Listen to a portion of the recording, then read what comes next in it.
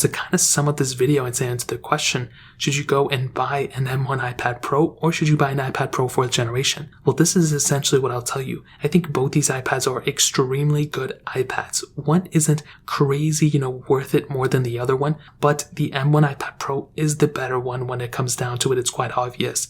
You're going to be getting a much faster iPad, a much more feature-packed iPad, and there's more of a future on the iPad Pro with the M1 chip than the iPad Pro with the A12Z chip, in my opinion. I think both of these are very good options still, but come just a couple of years, we're going to start seeing Apple fully equip these M chips inside, and if you don't have an M1 chip inside your iPad or an M chip inside your iPad, you're going to be a little outdated. So that is a pretty big thing to keep in mind.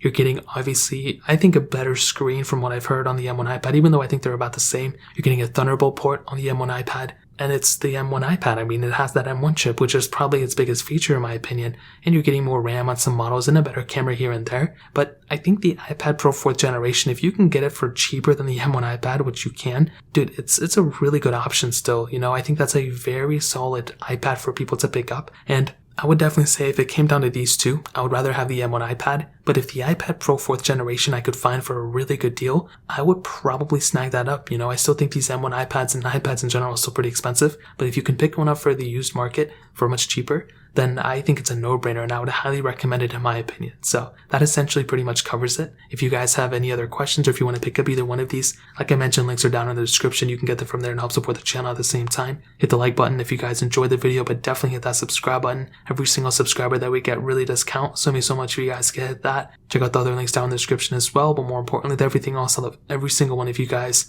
Hopefully I'll catch you guys in the next video. Peace out till then.